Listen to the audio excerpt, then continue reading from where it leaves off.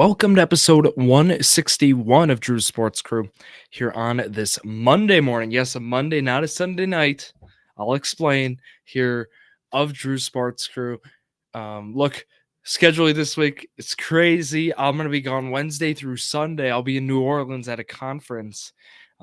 Actually, Zach Roush for Journey to a Million will be at the same conference I will be at. So crazy how that works. Small world. Yeah, I'll be in New Orleans. So we recorded Journey to a Million last night. If you caught that, otherwise it's out right on all platforms. As always, check that out there. But I'm bringing you episode 161 of Drew Sports Crew now, and then scheduling how it will work. I'm going to get into it right now. Scheduling is going to be next Monday. I'll bring an episode. I'll be on Monday one more time. Drew Sports Crew 162, and then Wednesday we'll go back. Journey to a Million. It'll be back schedule. We'll have that there for you all. Appreciate you all for the flexibility, right? We know a great time for the football show, especially considering not a whole lot's going on.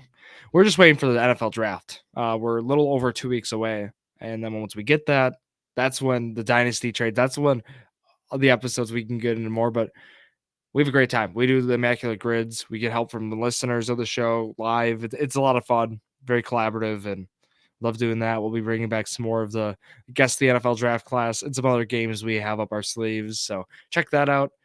Otherwise, if you're looking for more content at Drew Sports Crew, Instagram, X, and TikTok, I bring a wide variety of content, whether it's MLB or NBA power rankings, a Bucks or Brewers schedule preview for the week. Otherwise, for the NFL, I'll do some just general rankings. We'll get the Packers in there, things like that. So if you like sports, go follow at Drew Sports Crew, Instagram, X, and TikTok. You can just search Drew Sports Crew on YouTube and Facebook too. Give us a like this video as well. That helps support, of course, the channel. Subscribe right on YouTube, all that. Would appreciate that. But we do have our March Madness bracket is coming down to the wire right now. There's a few people who could win based on this game. If UConn wins, the people or there's someone who chose UConn, they win, and then if Purdue, nobody in our bracket pool picked Purdue, so if Purdue wins, somebody who didn't pick the winner, the right winner, is gonna win, which does not happen often in a pool. Especially, with 14 people, you would think at least one person would pick the 1 seed Purdue. The joke I always say is in the last 25 years, right? If you go back to data, there's 6 teams who could have won it. It was Houston, Purdue, UConn, Houston, Purdue, UConn, Marquette, and then where the North Carolina and Arizona are the 6. I got them. And 2 of the 6 teams, the streak will live on as 2 of the 6 teams who I've mentioned are in the championship game tonight. So you'd love to see it.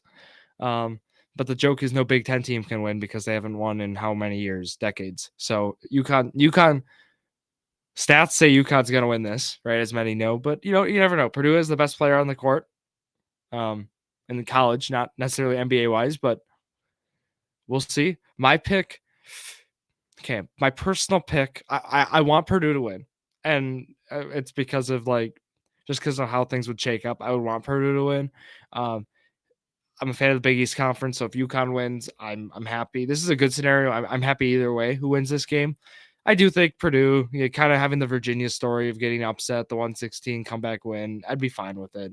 It's a fine narrative. I can live with it. UConn going back to back. It's refreshing in March Madness to have a different champion year in, year out. It's so hard to repeat those. So, if you're able to repeat at the college level, that would be cool. So that's where Dan Hurley and his staff, I would give credit to. But look, Purdue is due. I know it's a lame thing. I'm not saying they're going to win because they're due, but I'm saying in general, they're due to win something based on the teams they've had in the last 5 years. So, they can win. I don't know. It'd be great. The teams they've had in the past too, like the Jaden Ivey team with Zach, that team was good. I'm just shocked that out of all the teams they've had, this is the team that's doing it. This is a great team. They have Zach Edey right at this time of his career, but just wild. Okay, that's my talk on college. Let's go into the Wisconsin sports now. Do we want to talk about the struggling Bucks? We gotta. Let's go into it. I will talk about my sports week though as well as I'm doing this. So Friday night, I go to the Bucks game against the Raptors. I get disappointed then. Saturday night, I get my Giannis basketball jersey. I got it. I have it. I'm not wearing it. It'll be up in the home studio. And then I got to watch that loss. And then, of course, the game I don't go to Sunday for the Brewers ends up being a phenomenal win. Look, I'm overall happy though with the events in terms of the giveaway items. Very good, right? Having that jersey is phenomenal. They did a great job. It's such high quality fabric and all. Very pleased with how that is, but not pleased with how the Bucks are playing. Going back to basketball. Going back to this very podcast 1 week ago, I read the schedule to you all. I said Bucks are going to be double-digit favorites in multiple games this week, as they were. They were double-digit favorites in 3 of the 4 games: Washington, Memphis, Toronto. They were 4-point favorites against New York. What if I told you they lost all 4? As many of you know, they lost all 4 games. I said 3-1 or 4-0. Anything less than that is a huge disappointment. Right now, we are at the lowest point of the season.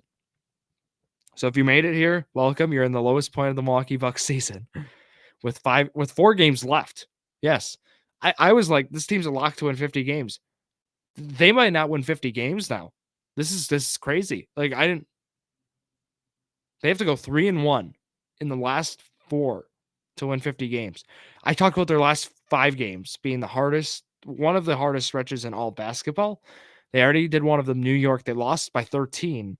Then it was Boston, Orlando, OKC, or Orlando again. If Orlando wins both those games, Orlando might be the 2 seed. We are at a point in the season where nobody thought we'd be at. We thought the Bucks were a lock as the 2 seed. I could talk a little bit about how this week happened. I did want to do that. Right, they started the week 47-28. They ended 47-31. Look, Giannis was out one game. Dame was out one. Like, we haven't had Giannis and Dame play together. Giannis was out Friday. And then Dame was out. He was out, I believe, Tuesday in Washington is how it kind of worked out. So, like, they both have been on the court together, which has been an issue. And then the issue on yesterday was Chris Middleton exited early as he lost a tooth. He got hit in the mouth. Okay, Washington had no business winning that game. But again, Dame was out. It's fascinating how this team's losing.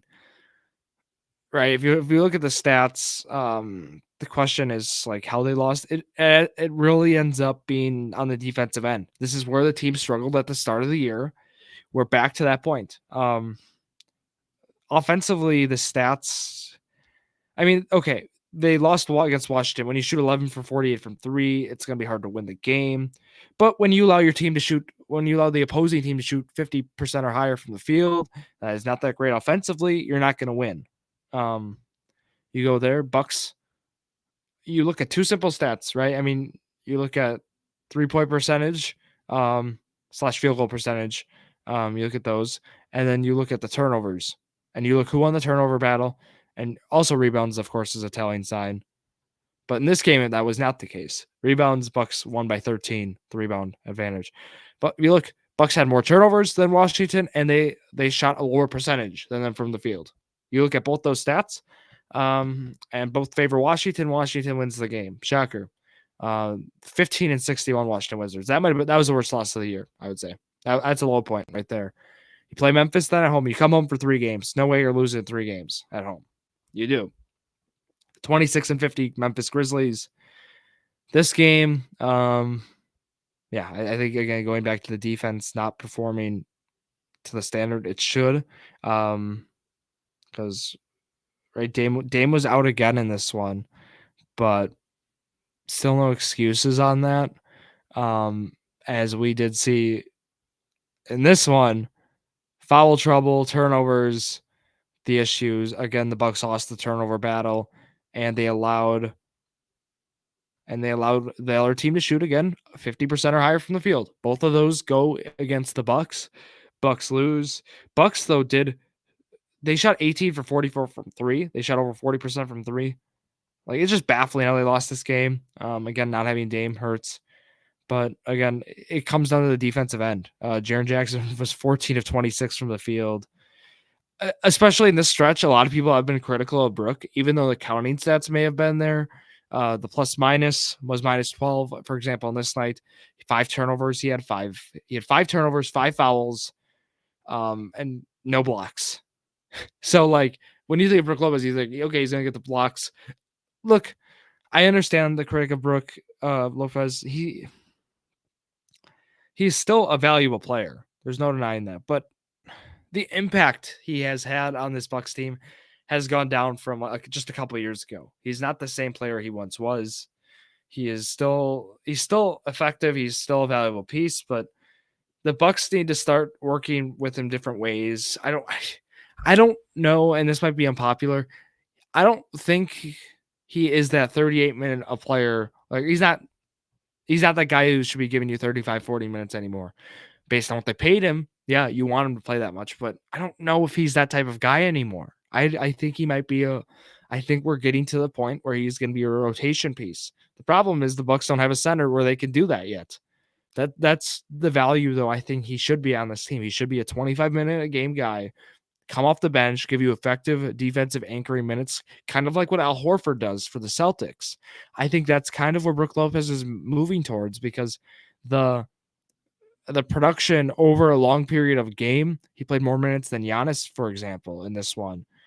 I don't think that's the most effective spot to have Brook Lopez in today's game, especially with his age, durability, so on in a long season. If you want him to be effective, I don't think that's going to be the way to play him, especially.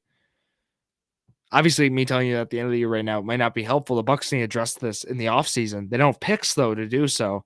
I don't know. I like what they did. I'm hoping like they put all the chips in, but it's not going well.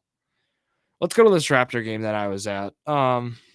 They almost came back at the end, which was surprising. They were there. It was back and forth the whole way, but that second quarter was kind of the problem. They allowed them to shoot 40 of 36 from 3. They made more threes than taking less threes than them. Toronto, where they actually killed the Bucks, was they shot, you ready for this? 36 free throws. 36 of them. They were fouling at the end of the game, I get it, but they still had 36 free throws in this game. They made 31 of them. So credit to them. That's how they really won this game. They had 16 turnovers. They were pretty sloppy with the ball, I'd say. They made more threes. Look, this game I really thought the Bucks would have won. Should have won, maybe. But again, Giannis being out, this team looked a lot different. Dame played well down the stretch, a lot of forces. He had 7 turnovers, 6 fouls. At the end, he was playing hero ball. A lot of forces from Dame. He had 7 of the Bucks, 13 turnovers. Granted, he had the ball in his hand the most out of all Bucks players. That kind of turnover volume is not going to be helpful in the playoffs. Him and Giannis both really. They each have their own games where they have 7 turnovers. And if we see that in the playoffs, Bucks are in trouble, right? You got to limit turnovers. You got to hold on to the ball. Bucks are turning it over double digits a game during this stretch, and it's led to a lot of problems, quite frankly. Going to the game last night, this was a defensive issue. You go to Jalen Brunson, who dominated the Bucks in the in-season tournament in his game at Fiserv, puts up 43 points, 6 rebounds, 8 assists. Played so well last night. I mean, just a classic for Brunson at Fiserv for him. That was kind of the issue the Bucks ran into. Dante DiVincenzo, talk about a former Buck making his splash, 8 for 11 from 3. He's been on fire this year from the 3-point arc. He played well defensively too. He was a key player for them. They were out. I mean, we know Julius Randle's out for the year. We know that Anunoby's been out, but he was back tonight. Look, I'm just shocked kind of how this game went for the Bucks. I shouldn't be shocked considering they let them shoot 14 of 29 from the 3, and the Bucks shot only 47% from the field. And I should have mentioned they turned the ball over 14 times, and the Knicks turned it over only 5 times. The Bucks cannot hold on to the ball. And it's simple things. There's been plays, it's errant throws, it's losing the ball, it's poor passing decisions. There's been a whole grab bag of turnovers. This game was Giannis and Dame each had 4 apiece. Not ideal. Giannis still was effective in this game, 28, 15, and 8. A steal, 2 blocks. Lopez, again, in 29 minutes. Not a whole lot going on. I mentioned Middleton leaving after 13 minutes of play only. That kind of was the tough part for this team. Bobby played really well off the bench offensively, 24 points for him, 10 of 15. Bucks emptied the bench, though, in this one. They got everyone at the end because it was not going their way. Bucks worst homestand of the year.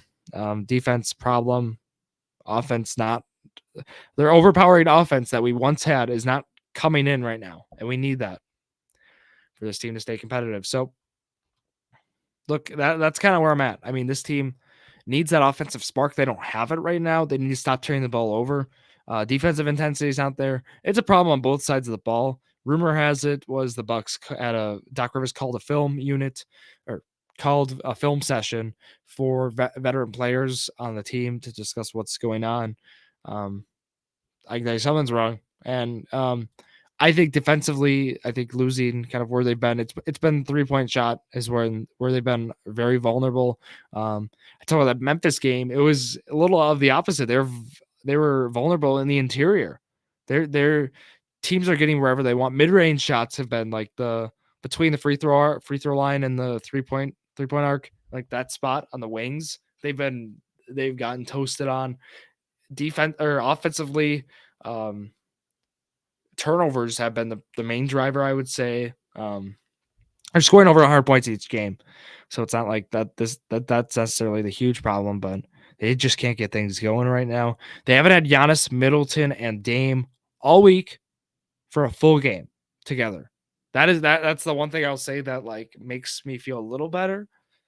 They haven't all 3 of those guys on the court in the playoffs. They will. So if you like that might be a good thing to think about. But this week's gonna be tough. I have the Bucks. I have them playing right. I have them losing to Boston, but I do think they can win Orlando, OKC, Orlando. I think they can beat Orlando. It's hard to beat a team twice in that stretch. I do not want a 1-3. My fear is they go 1-3 and they only win one of the Orlando games. But I do feel this team can win 2 or 3 games this week. I feel like they could win one of the Orlandos and one of the Boston or OKCs. I feel like they can do that. Boston has everything locked up, so I wonder how they approached this last week. That's just the question I ask myself. They have everything locked up. They're Bucks back-to-back, though, Tuesday, Wednesday. That's my concern also is how they approach the back-to-back with the playoffs approaching. However, they're playing for the 2nd seed. Let me go to the NBA standings here. The worry is they are only 1 game up on the Orlando Magic and the New York Knicks. They're only 1 game up. This impacts the head-to-head tiebreaker, this Orlando game. So it's very important to see how they perform. New York, I think they have the tiebreaker. I think they have it over the Knicks and Cavs. I do. I'd have to check. Cleveland's lost 3 in a row. Indiana's played a lot better, though. It's crazy. The 2 and 7 seed are separated by only 3 games, 2 through 7. Right now it's Milwaukee 47-31, and then Orlando and New York 46-32, Cleveland 46-33. Can the Bucks hold on to the 2 seed? Can they? I hope so. If Boston does us a solid and sits a lot of guys in this one because they have everything locked up, I would appreciate that. We would all appreciate that. The best case is the 2 seed. You get one of the playing teams. You'd get either Philly, Miami, Chicago, or Atlanta. It just depends on how it all shakes up. I'm thinking they would get probably Philly. I hope they would get Philly over. Actually, Embiid's returning. I don't know. You don't want Miami if you're the Bucks. Honestly, I wouldn't mind it, but like we know how last year went. You don't want Miami. So that's just something to monitor. But Embiid back for Philly wouldn't be ideal either.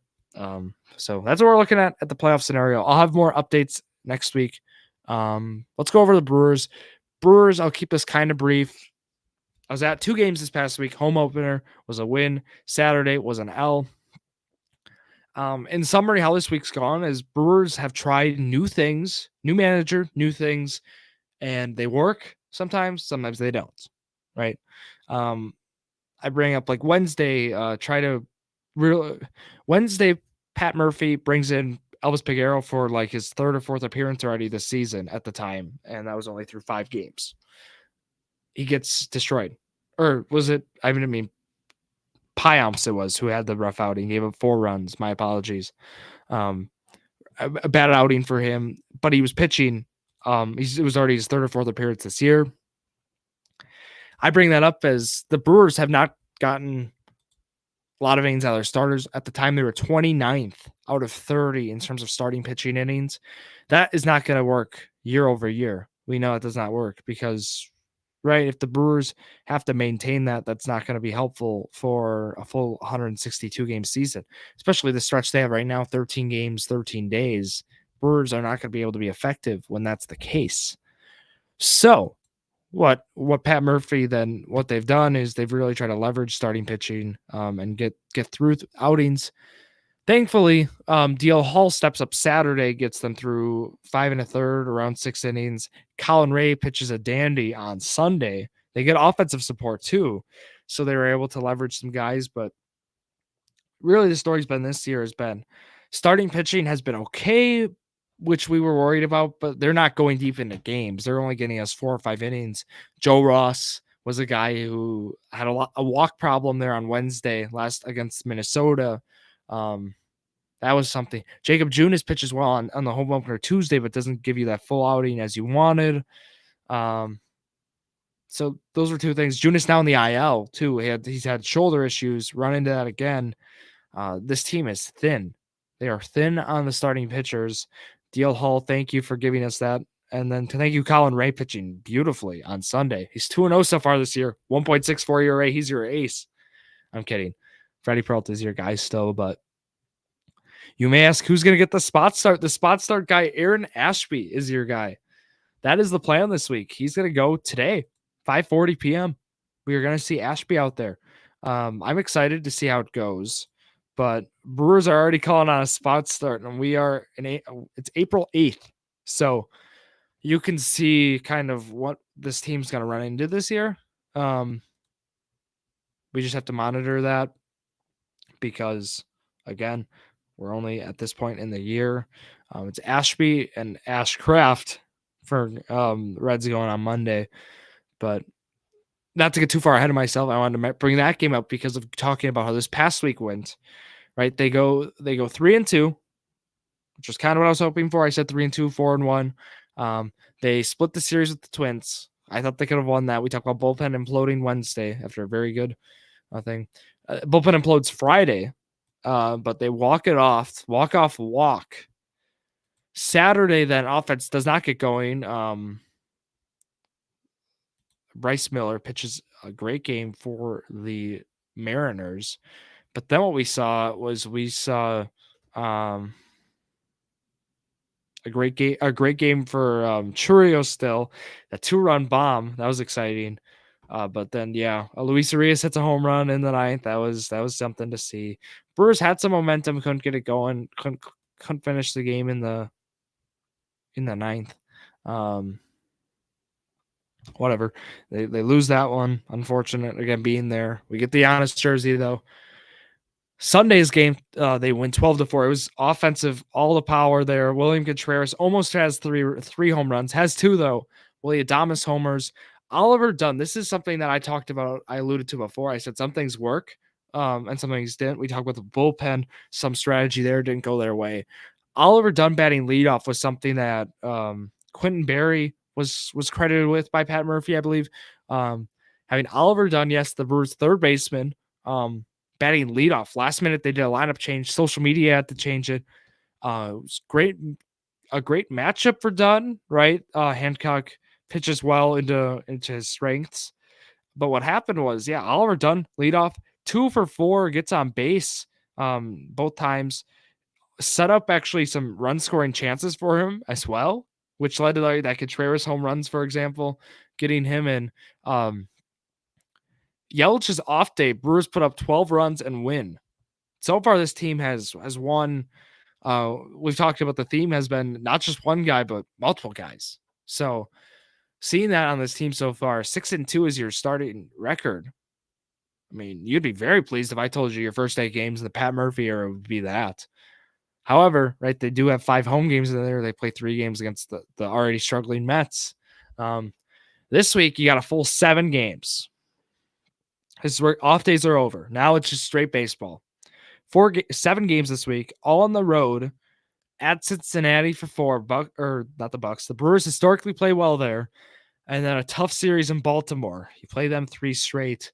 Corbin Burns, you get on Sunday is what we're hearing. So, DL Hall will pitch Friday, is what it sounds. So he's the former Oriole who's involved in that trade. So again, Reds for 4, Orioles for 3. You like it for the Brewers. However, they run into Frankie Montas, the guy who they signed in the offseason, who pitched for the Athletics, Yankees, who has been very effective in his career. So that's something to monitor. They'll get him. But again, Brewers historically hit well in Cincy. I'm hoping the pitching ramps up as the Reds still they have a firepower offense. It's a very good offense. They got to hold those guys at bay, I should say. But you like the Brewers' chances this week in that series. The Orioles series is tough. I have them losing Friday and Sunday. I do have the Brewers taking 3 of 4 from Cincy. I just like the pitching matchups this week. Who they have going there. Freddie Peralta will get a start there as well. Brewers historically just again play well against Cincy out there, and the offense is waking up at a great time. 12 runs on Sunday. Ashcraft, they're facing a lot of familiar faces. I think I couldn't tell, or it was not based on like what I used to like see it for Brewers, the pitchers. I couldn't tell if Andrew Abbott was going to get a start. I was trying to map that out into my forecast because we know Andrew Abbott has a lefty for the Reds, has just handled the Brewers in his career. Brewers hitting against left-handed pitching is going to be something I want to monitor. As the guy, Bryce Miller, who had the big game against them pitching for the Mariners on Saturday, was a righty. So we'll have to see how this kind of develops. We still need more data on this, but I'm hoping for a 4-3 week. But it's a tough schedule. I mean, 7 games on the road, 4 against a division opponent, but 3 against the top team in the AL. We got to monitor those things. So that's what I'm looking at. I had my prediction challenge out for that, schedule preview or whatever you call it. You choose the word. Tuesday, then tomorrow I'll have out your Bucks schedule preview for the week. But otherwise, right, I'll be watching the game still, even though I'll be traveling. I hope you all have a great week. The weather's getting warm. We love to hear that. So that's going to wrap it up here for myself, Drew Skyberg, here on this Monday morning to afternoon. Thank you all for listening to yet another episode of Drew Sports Crew, the perfect podcast for you.